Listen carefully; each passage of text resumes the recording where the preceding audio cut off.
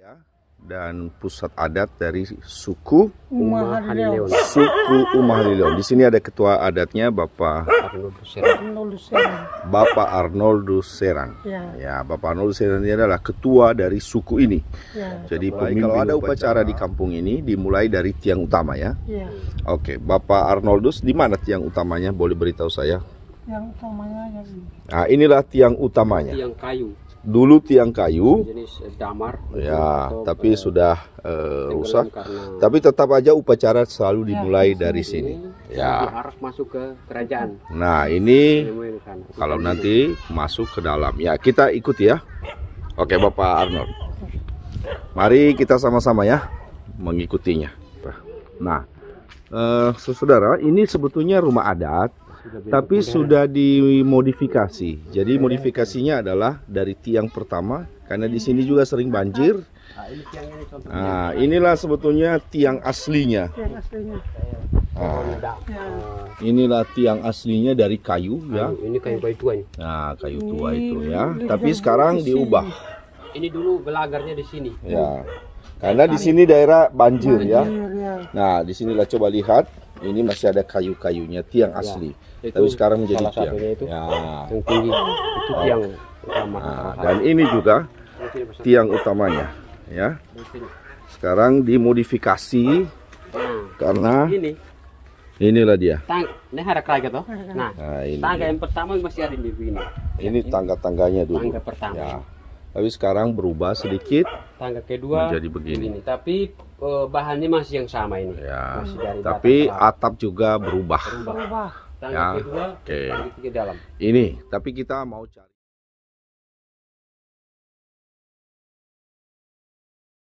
Ini ada apa namanya?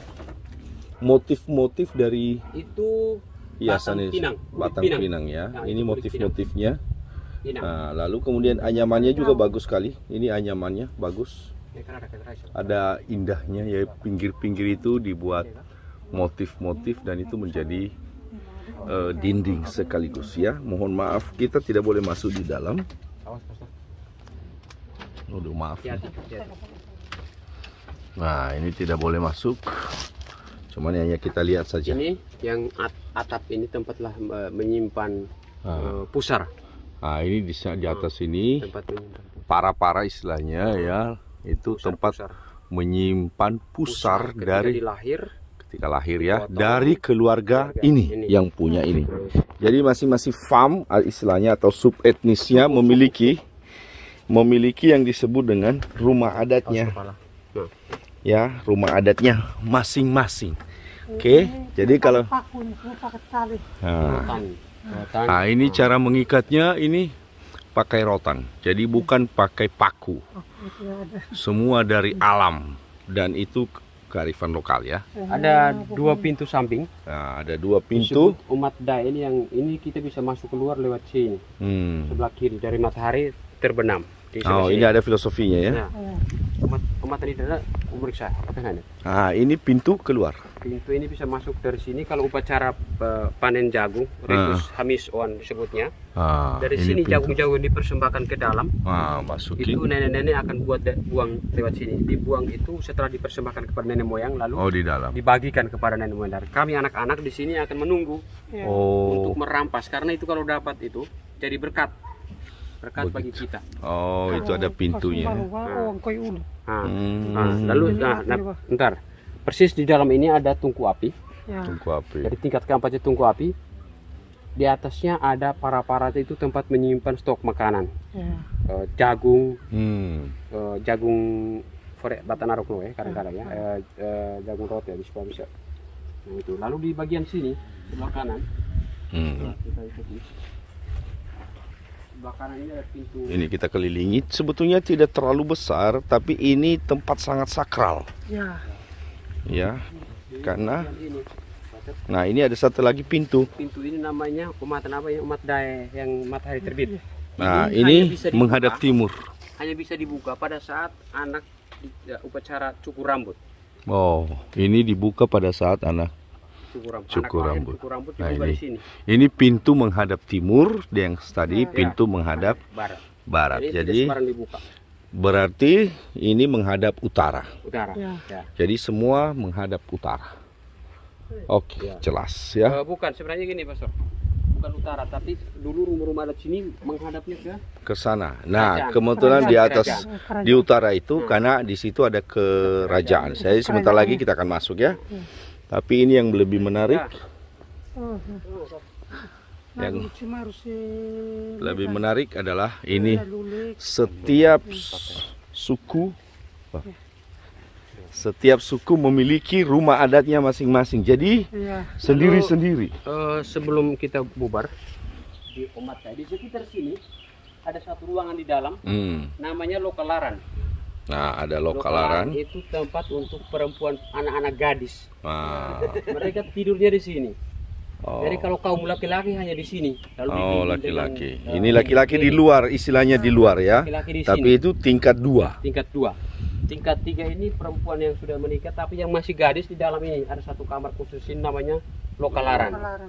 Nah, lalu di ujung sana juga ada satu tempat khusus kalau kami lahir. Biasa di situ kain-kain kami itu dipanggang supaya di situ. Simpan. Di situ. Lalu ibu-ibu orang tua kami biasa zaman dulu kalau lahir untuk mengeringkan setelah apa istilah itu, mereka harus berada di dekat tungku api. Di dalam ada tungku. Tubuh supaya kembali ini normal dan lain sebagainya. Nah, itu. Kalau orang tahap pacaran, laki-laki datang dia cuma duduk di sini. Di bawah. Nah, duduk di sini, buka pintu, perempuan di dalam ini. Siripinang keluar tapi tidak bisa bertatap muka. Bertatap muka. Hanya dengan suara. Jadi di saja. sini. Di sini duduk. Dia dan laki-laki tua di sini ya, yang dihormati ini. Nah, ini pintunya tetap tertutup. Iya, kalau malam tertutup. Saat perkenalan. Jadi, kalau calon datang di sini, duduk di sini, bapak atau om dorong bisa jaga di ujung sana. Jadi tidak ada yang bisa dirahasiakan zaman itu. Maka kita bicara yang normal-normal saja. Kenalan. Tapi perempuan di dalam sedang dalam sana. Dia di dalam. tidak bisa keluar sembarang. Jadi Kecuali kalau sudah resmi, baru boleh keluar. baru Dan bisa resminya lihat mukanya. dengan yang tadi disebut solok, yang tadi saling balas-membalas. Oke, ini keistimewaannya ya. Lalu biasanya di sekitar sini diikat kuda-kuda.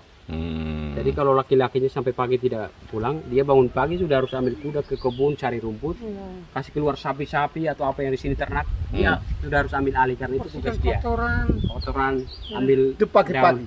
Pagi-pagi. Sebelum minum kopi. Sebelum orang tua bangun. Jadi orang-orang tua di sini tidur semua. Laki-laki kita di sini semua. Di dalam itu perempuan. Oh, di luar ini laki-laki ya. Ini dinding harus dinding pakai ini disebut. Jadi ada penutupnya termasuk di sini. Jadi dia akan sampai di sini. Lapis keraiga di sini. Di sini. Nah, ini dia lingkar. Jadi angin tidak bisa masuk. Kalau di bawah ini tidak. Jadi malam kita semacam grendel kain pintu sekarang dikatain, di talinya dilonggarin, malam ditutup. Dijaga begini. Jadi kita pindah. Jadi inilah aslinya. Sementara inilah yang sudah modern. Ini Modern. karena bahan susah. daun kuang sudah tidak ada.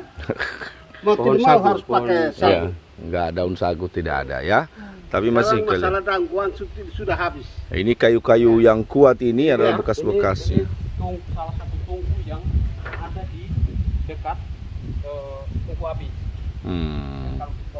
Makanya ini sengaja dibangun di sini. Ini tiang nok itulah. Yang tongkat yang di atas. Ya, betul. Karena yang dibilang yang tempat itu tempat mempersembahkan siripinang itu biasa di depan pintu ini. Iya kan, Om ya? Di sekitar situ. Untuk sesajian memohon kepada roh nenek moyang supaya memberi kesehatan, perlindungan sebagai perantara dari.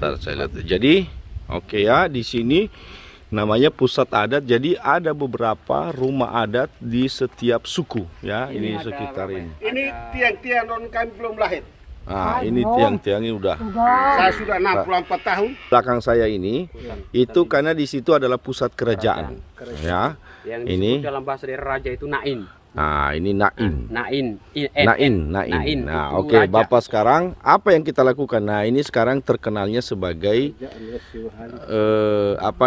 kerajaannya, pusatnya. WCW Hali.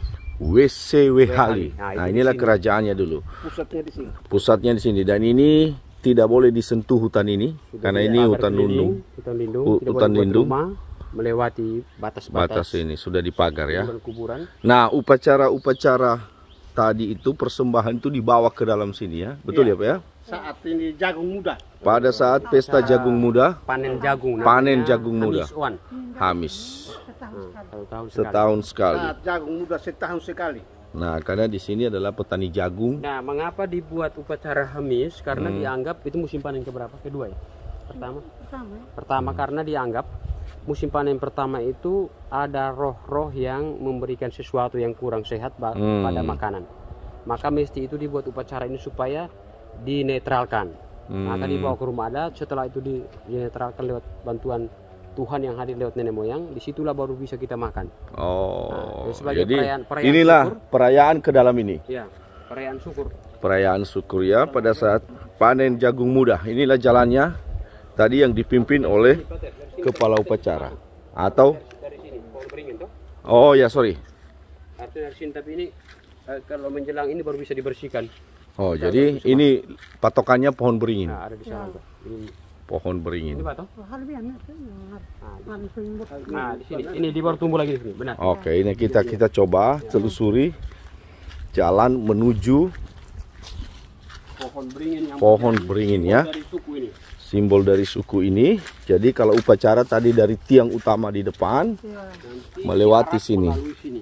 Ini diaraknya melalui sini ya Ini nih. pohon yang menjadi simbol dari Nah, nah inilah pohon ini yang disebut hali ini. Beringin. Hali. Hali. Ini pohon beringin, Hali Leon. Inilah simbol dari suku ini. Betul ya, Pak ya? Ya. Betul. Nah, inilah pintunya menuju kerajaan itu. Nah, Ada mungkin ini loh. Dulu kan biasa mohon metan kui airnya. Jadi ini semacam ruang pertemuan zaman dulu kayak orang duduk di kayak sekarang kita balai desa. Jadi Ya. untuk musyawarah mufakat disitulah raja duduk situ. Temuan di sini. Raja Di duduk di sinilah. situ, sedangkan aparat-aparat dan sekitarnya itu duduk di lantai di situ di bawah pohon beringin ini.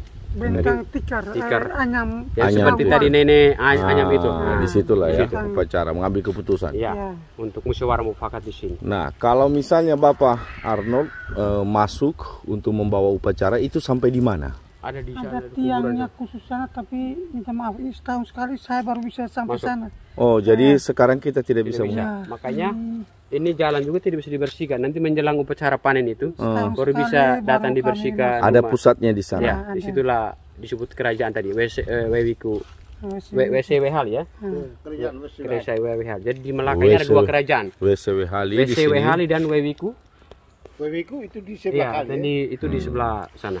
Oke, saudara-saudara. Jadi kita sebetulnya tidak bisa masuk walaupun kepala adatnya juga ada di sini, karena dia hanya boleh masuk di situ sampai di situ sekali setahun dalam sekali ya dalam pesta itu. Ya. Nah, inilah unsur mistiknya dan unsur sangat kuat mistisnya bahwa ini tidak boleh sembarang orang masuk, bahkan termasuk tokoh adatnya, ketua suku sendiri.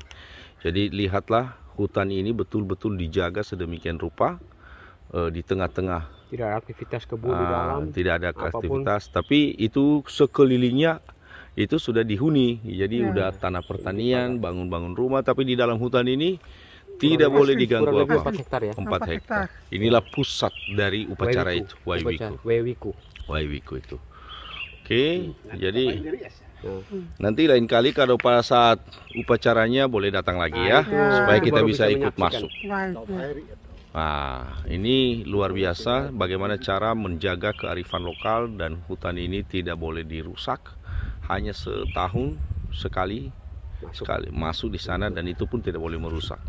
Dengan catatan dengan demikian supaya katakan saja arwah-arwah nenek moyang kita ini, leluhur kita ini tetap tinggal di sini dan aman. Ini dari ciri mereka menjaga alam sebetulnya dan memahami keadaan kosmologi mereka. Oke, luar biasa. Sampai ketemu.